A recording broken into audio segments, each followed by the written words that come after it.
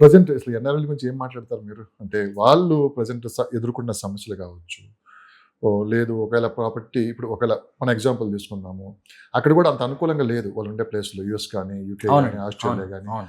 చాలా ప్రాబ్లమ్స్ అయితే ఫేస్ చేస్తున్నారు. అవును. చాలా మంది ఒక 40% పీపుల్ కూడా ఏంటంటే ముందు మన ప్రాంతానికి వెళ్ళిపోదాం. ఎందుకు ఈ సమస్య అంతా మనకి? అవును. మన ప్రాంతాల్లో మనం డెవలప్ చేసుకుందాం. అక్కడే ఇన్వెస్ట్ చేద్దాం అని చెప్పి కూడా ఒక కన్‌ఫ్యూజ్ వాతావరణంలో అయితే ఉన్నారు. గ్లోబల్ వైస్ జరుగుతున్న పరిస్థితులను బట్టి కరెక్ట్. చూస్తున్నాం. కరెక్ట్. వాళ్ళ ఆలోచన ఎలా ఉంది సార్ మీరు? మీరేమనుకుంటున్నారు? ఎన్ఆర్ఐ థాట్ ప్రాసెస్ అనేది కీప్ ఆన్ చేంజింగ్ అండి. ఎందుకంటే ఇవాళ ఏందంటే గ్లోబల్ విలేజ్ అయిపోయింది. హ్మ్.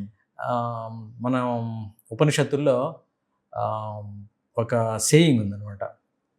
వసుదైక కుటుంబం అంటాం. యెస్. అంటే గ్లోబ్ మొత్తం, ప్రపంచం మొత్తం కూడా ఒకటే కుటుంబం. అంటే ఒకదానికొకటి కనెక్టెడ్ ఉంటుందంట. సకల చరాచర సృష్టి కూడా ఒకదాని మీద ఒకటి డిపెండ్ అయింది. అది మొన్నటి వరకు ఆ డిస్కనెక్షన్ అనేది మనకు తెలీదు గానీ, రీసెంట్‌గా ఈ ఇంటర్నెట్‌లు ఇవన్నీ డెవలప్‌మెంట్ అయిన తర్వాత అంతా గ్లోబల్ విలేజ్ అయిపోయింది. ఎవరు ఎక్కడ పుట్టినా, ఎక్కడ ఉండాలనుకుంటే అక్కడ ఎళ్ళేసి ఉండే విధంగా ఇప్పుడు ప్రపంచం తయారైపోయింది. సో, చాలామంది నేను ఎగ్జాంపుల్ చెప్తాను. రష్యా, ఉక్రెయిన్ వార్ వల్ల హ్మ్. యూరోపియన్స్ వాళ్ళ మీద ఎఫెక్ట్ పడింది. మనకిప్పుడు వెస్టర్న్ కంట్రీలో జరిగిన మొన్న వార్ వల్ల మన ఏషియన్ కంట్రీస్ బాగా ఎఫెక్ట్ అయినాయి. పెట్రోల్ ఒకటి, డీజిల్ ఒకటి, తర్వాత గ్యాస్ వల్ల. బట్ ఉక్రెయిన్, రష్యా వార్ అనేది ఏషియన్ కంట్రీస్ మీద అంత ఇంపాక్ట్ పడలేదు. బట్ యూరోపియన్ కంట్రీస్ మీద బాగా ఇంపాక్ట్ పడింది. అక్కడ ఉన్న వాళ్ళు చాలామంది 45,000 మంది యాక్చువల్‌గా దుబాయ్‌కి షిఫ్ట్ అయిపోయి దుబాయ్‌లో ఉండటం, దుబాయ్‌లో కొత్త వ్యాపారాలు స్టార్ట్ చేయడం జరిగిందనమాట.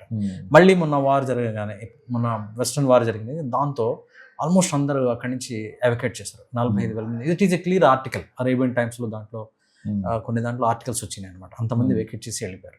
అంటే ఉండేవాళ్ళు ఎక్కడ ఉండాలి అనే దాని మీద వాళ్ళ ఆలోచన తీరు కూడా అలా మారుతూ ఉన్నాయి. Europeans they never thought of that they wanted to come to the దుబాయ్‌లో వచ్చి ఉంటామని ఎప్పుడు అనుకుని ఉండరు.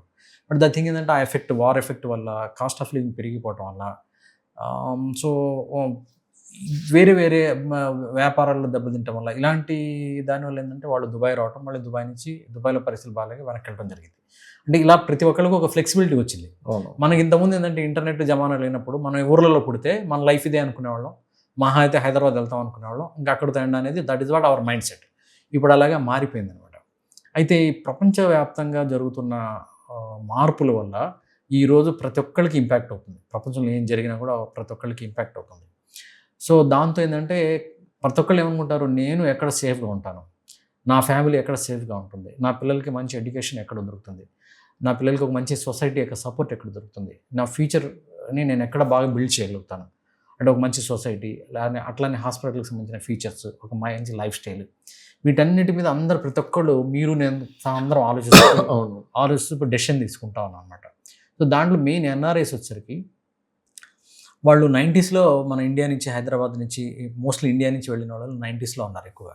90స్‌లో వెళ్ళినప్పుడు కొత్తగా అమెరికాలో అప్పుడే అమెరికాను చూడటం, అమెరికా యొక్క లైఫ్ స్టైల్ చూడటం, అక్కడున్న వ్యవస్థ గానీ, అక్కడున్న టాప్ నాచ్ ఇన్‌ఫ్రాస్ట్రక్చర్ గానీ, లైఫ్ స్టైల్ గానీ దాంట్లో అట్రాక్ట్ అయిపోయి అక్కడే ఉండిపోతాం అనే ఒక దాంతో అలా ఉండిపోవటం స్టార్ట్ చేశారు. ఆ టైంలో అలా ఉంది. వాళ్ళు ఇప్పుడంతా రిటైర్మెంట్‌కి దగ్గరగా ఉన్నారనమాట. ఇప్పుడు రిటైర్మెంట్‌కి దగ్గర వచ్చినప్పటికీ వాళ్ళకది నచ్చట్లా. ఎందుకు ఇప్పుడు ఏంటంటే రిటైర్మెంట్ దగ్గరలో ఉన్నారు. పిల్లలందరూ బాగా చదువుకున్నారు. సెటిల్ అయిపోయారు. ఎక్కడెక్కడో సెటిల్ అయిపోయారు. అక్కడ కల్చర్ అమెరికాలో ఫ్యామిలీ కాన్స్టిట్యూషన్ అనేది మనలాగా ఉండదు. మనది టాప్ నాచ్. అవును. మనం ఒకప్పుడు ఇప్పుడేమో గాని ఒక 20-30 సంవత్సరాల క్రితం వెళ్తే ప్రతి ఇంట్లో 4 తరాలు, 3 తరాలు ఉండేవి. అమ్మమ్మ, అమ్మ తర్వాత తరాలు ఉండేవి. ప్రతి ప్రాబ్లమ్‌కి ఒక సొల్యూషన్ ఇంట్లో దొరికిపోయేది. ఏ ప్రాబ్లమ్ వచ్చినా ఇంట్లో ఎక్కడొక్కడ రిజాల్వ్ అయిపోయేది అనమాట. ఇప్పుడు అది లేక ఎవ్రీబడీ ఈజ్ ఫీలింగ్ లోన్లీ.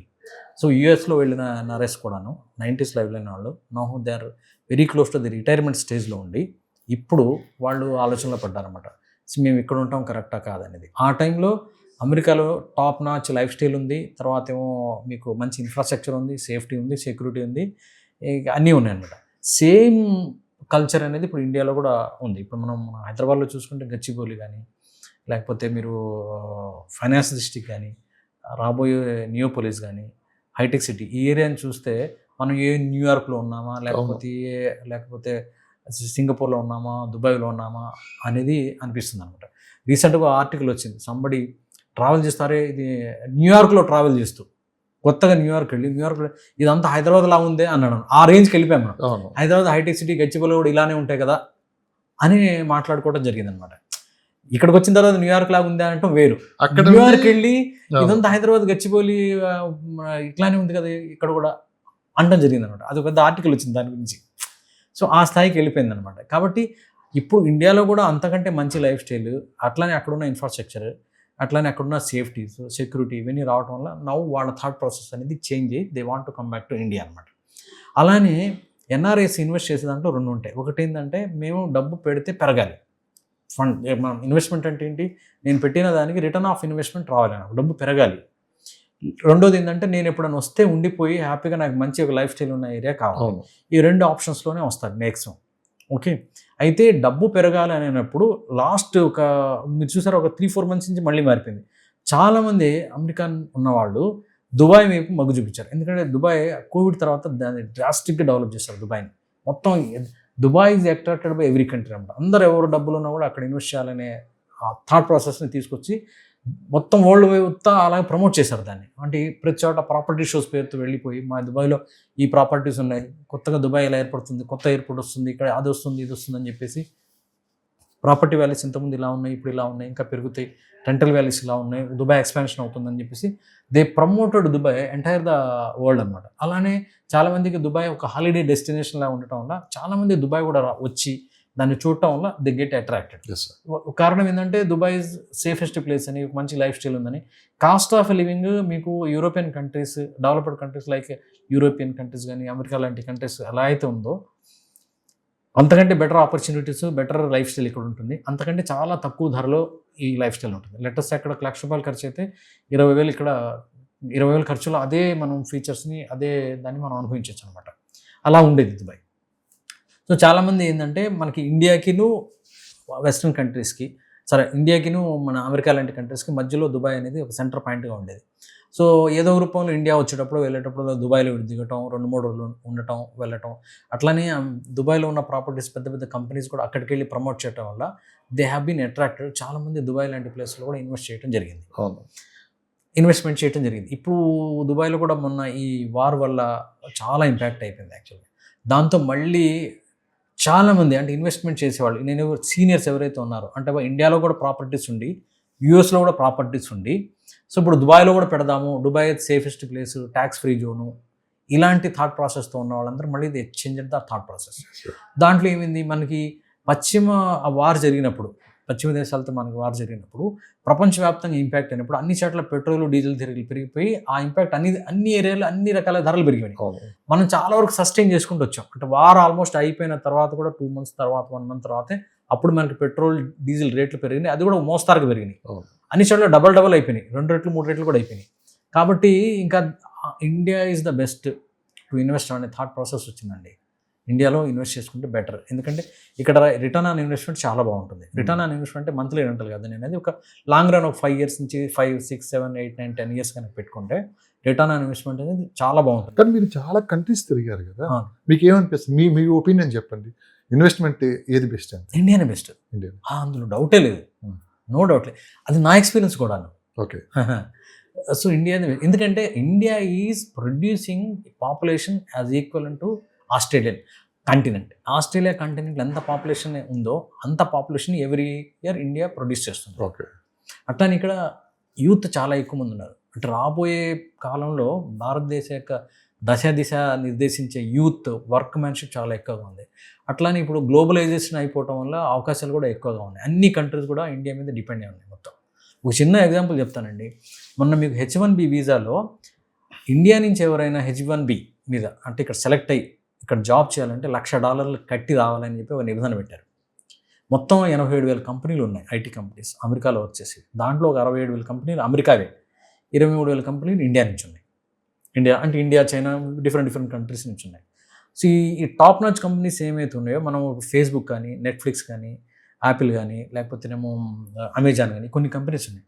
వాళ్ళు భయంకరంగా లాబింగ్ చేశారు. మనకి ఇండియన్స్ మీరు ఇలాంటి రిస్ట్రిక్షన్ పెడితే 60-70% Indians are working with us, మాకు ఇంకా కావాలి, మేము డెవలప్ చేసుకుంటూ వెళ్తున్నాం, ఇంకా కావాలి, మీరు కనుక ఇలాంటి ఆంక్షలు పెడితే మాకు అక్కడ రారు, నేను అమెరికన్ మేము బేర్ చేయలేము.